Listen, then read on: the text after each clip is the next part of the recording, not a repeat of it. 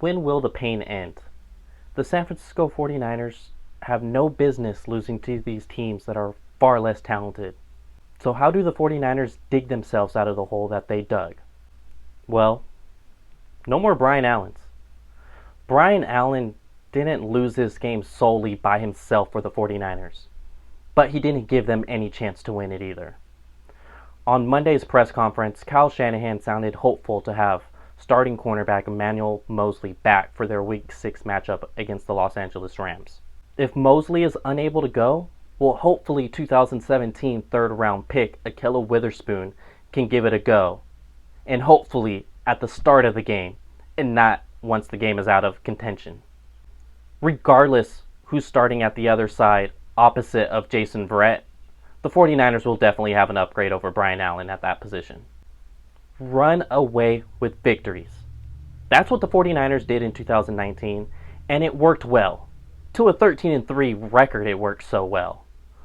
Miami stacked the box, and they try to take away the running game from the 49ers, and despite that, Raheem Mostert gained at least 5 yards in 9 of his 11 carries on Sunday. Last season, the 49ers ran the ball 31.1 times per game, and so far this season, they're at 25. That may not sound like a lot, but it is a huge difference. Last season, the 49ers only rushed the ball a minimum of 20 times just once. In only 5 games this season, the 49ers have rushed for 20 times or less twice. In fact, this 2020 49ers team is averaging 5 yards per carry. That's better than last season when they were at 4.6. Yes, a lot of it has came off big runs by Raheem Mostert or a 55-yarder by Jerick McKinnon. Well, you don't get those big runs if you abandon the running game. They need to run the ball. The defense will be better than what it was on Sunday. I know you're probably thinking, oh yeah, right, Leo. After a lopsided loss to the Miami Dolphins, how is it going to be better? Well, some credit Brian Allen for giving up 21 points of those in the first half. I won't be so harsh. I'll say 14 seems about right for Brian Allen's performance. And then you add in the 2 interceptions by Jimmy Garoppolo, which amounted to 2 field goals. That's another 6 points.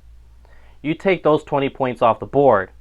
Well, now, realistically, you can argue that the 49ers defense surrendered 10 points to the Dolphins, and you would be looking at a 10-7 halftime deficit. Despite all of the injuries and the performance by Brian Allen, this is still a top 10 defense in yards, points, and first down surrendered.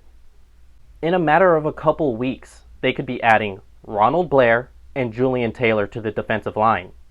Blair is a guy who has sacked Russell Wilson multiple times in his career, and when Julian Taylor is on the field in his limited playing time, he seems to come up with a 4th down stop or a big run stop or a fumble recovery. That's going to be some huge added depth to that defensive line. Get back to the formula that works. The formula that got them to the Super Bowl last season with the pass protection and the quarterback struggling.